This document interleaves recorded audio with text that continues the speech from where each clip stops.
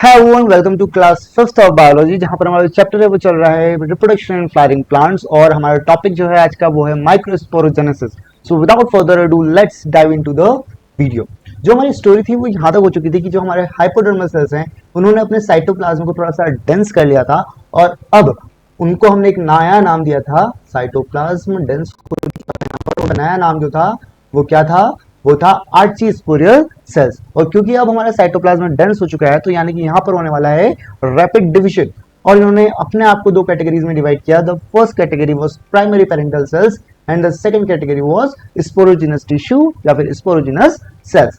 अब जो हमारे प्राइमरी पेरेंटल सेल्स थे ऑलरेडी हम लोग पढ़ चुके हैं that they have four layers basically. इनका काम ही है पेरेंटिंग करना, नरिशमेंट प्रोवाइड करना, प्रोटेक्शन प्रोवाइड करना, यस और no. And the outer most layer of the anther was epidermis. The second layer was endothecium, which was absent at stromium.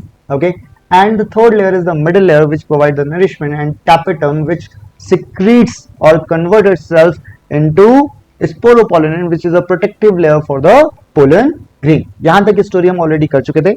उसके आगे की स्टोरी पढ़ते हैं। अब स्पोरोजिनस सेल्स जो है वो अपने आप को माइटोटिक डिवीजन के थ्रू कन्वर्ट करते हैं, किसके अंदर? आपके पोलन मदर सेल्स के अंदर। क्वेश्चन आता है कि यही आगे के कन्वर्ट करेंगे अपने आप को माइक्रोस्पोर के अंदर। सो हम ये क्यों नहीं कहते कि sporogenous tissue converted into microspores? क्यों? क्योंकि सारे के सारे स्पोरोजिनस सेल्स अपने आप को पोलन मदर सेल्स के अंदर कन्वर्ट नहीं करते। कुछ रह जाते हैं जो कंपैटिबल नहीं होते हैं।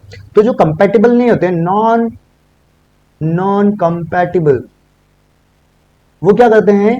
They provide nourishment. क्या प्रोवाइड करते हैं? अब थोड़ा बहुत जितना हो पाए उतना ही प्रोवाइड करते हैं, बट दे प्रोवाइड नरिशमेंट। अब अगली बात, जो पोलन मदर सेल्स होते हैं इनकी जो शेप होती है वो होती है पॉलीगोनल। कैसी शेप होती है? पॉलीगोनल शेप के होते हैं। पॉलीगोनल शेप का मतलब क्या है कि भैया दे हैव मल्टीपल फेसेस। और मल्टीपल फेसेस किसके होते हैं? सर्कल के। तो कुछ कुछ बुक्स के अंदर आपको स्फेरिकल या फिर सर्कुलर शेप भी पढ़ने को मिल जाएगी। घबराना नहीं है, इट्स करेक्ट, सेम आंसर है। ओके, नाउ जो पोलन मदर सेल्स वो करते हैं मियोसिस डिवीजन। कैसा division? Meiosis. Okay, and they convert themselves into microspore. The conversion of pollen mother cells into microspore or the development of pollen mother cells into microspores is known as microsporogenesis. इतना ही है। Okay, but इसके अंदर की कहानी थोड़ी सी deep है। क्या कहानी है? ओके, कि जो हमारे पोलन मदर सेल्स होते हैं they are diploid in nature. कैसे होते हैं? Diploid in nature. Whereas microspore जो होते हैं वो होते हैं हैप्लॉयड इन नेचर। क्यों? क्योंकि एक पोलन मदर सेल से 4 माइक्रोस्पोर बने, and that's why this arrangement is known as tetrad. Okay, कैसा अरेंजमेंट है? टेट्राड। तो भैया फिर माइक्रोस्पोरोजेनेसिस को एक्सप्लोर क्यों किया हुआ है? इसलिए किया हुआ है क्योंकि ये दो टाइप्स हो सकते हैं। ओके, अब वो कौन कौन सा है? एक है सक्सेसिव। कैसा है? सक्सेसिव। और दूसरा कैसा है? साइमल्टेनियस। अब दोनों में अंतर क्या है? थोड़ा सा ध्यान से पड़ेगा। सक्सेसिव के अंदर मान लो कि हमारे पास एक पोलन मदर सेल्स है। ओके, या फिर हम कहेंगे इसको PMC, पोलन मदर सेल्स, जिसके पास एक सिंगल न्यूक्लियस है and it is diploid in nature. अब क्या हुआ? अब हुआ फर्स्ट मियोसिस। क्या हुआ? First meiosis. और फर्स्ट मियोसिस के बाद आप देखेंगे कि यहां पर हमारे पास एक ही पोलन मदर सेल के अंदर 2 न्यूक्लियस बन गए। अब क्योंकि सक्सेसिव है तो हर एक न्यूक्लियर डिवीजन के बाद यहां पर साइटोकाइनेसिस भी हो जाएगा, यानी कि अब 2 सेल्स बन गए। और अब यही जब हमारा सेकेंड मियोसिस होगा, क्योंकि मियोसिस 2 बार होता है ना। सो MEIOSIS मियोसिस। सो यहां पर जो हमारे ये 2 सेल्स थे इनके अंदर फिर से 2 न्यूक्लियस बन गए और फिर से साइटोकाइनेसिस हो गया।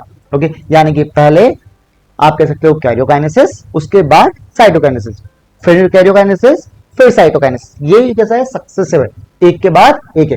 And we form 4 tetrad. Okay, a group of microspore and that is a tetrad. Okay, अब साइमल्टेनियस के अंदर क्या बात आती है? कहानी थोड़ी सी सिमिलर ही है। यहां पर हमारे पास एक PMC था, यानी कि पोलन मदर सेल्स है।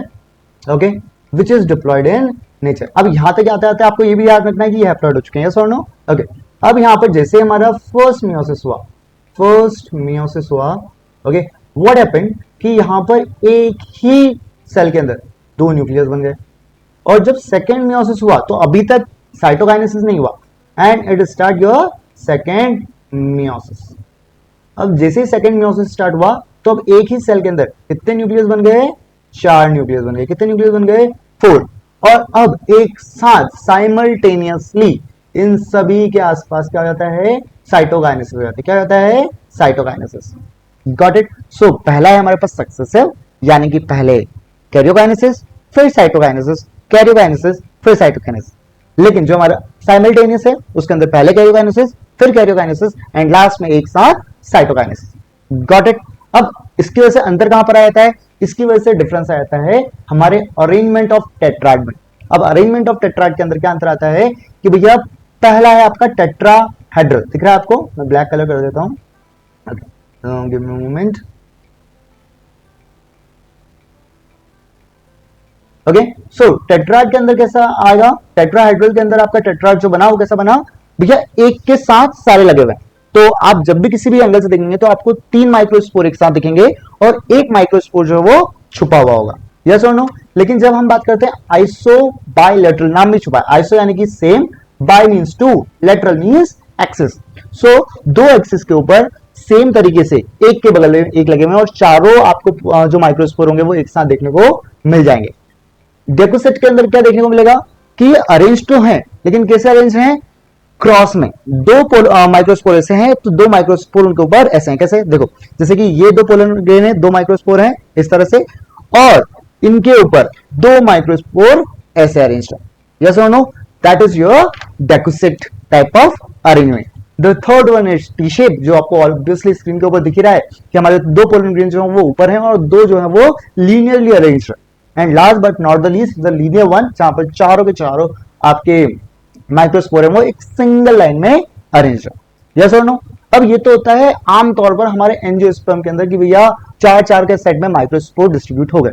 लेकिन कभी कभी क्या होता है, जैसे कि एग्जांपल दें आपको कैलिस्ट्रोपा का, ओके। अब कैलिस्ट्रोपा के अंदर क्या होता है कि जितने भी पोलन ग्रेन होते हैं वो एक साथ चिपक के रहते हैं, एक साथ, वो कभी अलग ही नहीं हो पाते, ओके, इन सेक्स लाइक स्ट्रक्चर में। और इनको हम बोलते हैं पोलिनिया। क्या बोलते हैं, पोलिनिया। और पोलिनिया जो है वो एक साथ जो कनेक्ट होता है वो होता है कॉर्पस्कुलम के थ्रू। और इस टाइप के अरेंजमेंट को हम क्या बोलते हैं, इस टाइप के अरेंजमेंट को हम बोलते हैं योर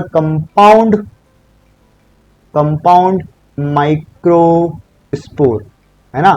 माइक्रोस्कोप से थोड़ा सिमिलर है माइक्रोस्पोर, या फिर आप इसको बोल सकते हो कंपाउंड पोलन ग्रेन। क्या बोल सकते हो, compound pollen grain, yes or no? That's all from my end. Okay, see you in the next class जहां पर हम डिस्कस करेंगे structure of pollen grains. So stay tuned. If you are new here, please subscribe the channel.